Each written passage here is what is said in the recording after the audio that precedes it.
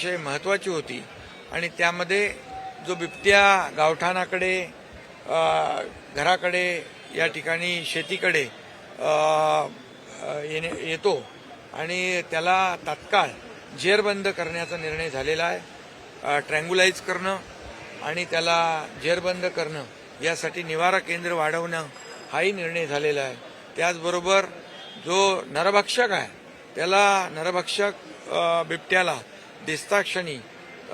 गोळ्या घालण्याचाही निर्णय झालेला आहे आणि कुठल्याही परिस्थितीमध्ये माणसाचे जीव वाचले पाहिजे। तिथल्या लहान मुलांमध्ये एक भीतीचं वातावरण झालंय, पालकांमध्ये भीतीचं वातावरण निर्माण झालंय आणि म्हणून मोठ्या प्रमाणावर पेट्रोलिंग, पोलीस डिपार्टमेंट आणि फॉरेस्ट अशा प्रकारचे वन खात्याचे टीम आणि पोलीस या सगळ्यांनी गस्त वाढवणे, पेट्रोलिंग करणे, त्याचबरोबर या बिबट्यांचा जो काही वावर आहे तो कमी करणे अशा प्रकारचे निर्णय त्या ठिकाणी झाले। त्याचबरोबर पिंजरे मोठ्या प्रमाणामध्ये त्या ठिकाणी ते उपलब्ध करून देणे हे देखील झालंय आणि रेस्क्यू सेंटर जे आहे ते वाढवणं याच्यावर देखील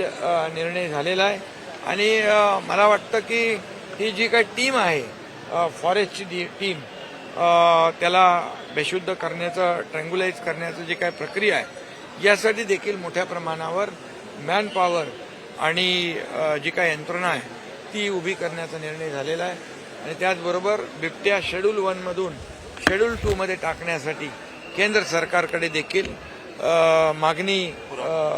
करण्याचा निर्णय झालेला आहे, जेणेकरून त्या भागामध्ये बिबट्याची दहशत संपून जाईल आणि त्यांना पूर्णपणे जे काही रेस्क्यू सेंटर आहेत जे आता तिथं त्याची कॅपॅसिटी कमी आहे परंतु ती कॅपॅसिटी वाढवणं हे याच्यावर निर्णय झाला आहे आणि त्यासाठी जे काही करावं लागेल ते शासन करेल। लोकांचा जीव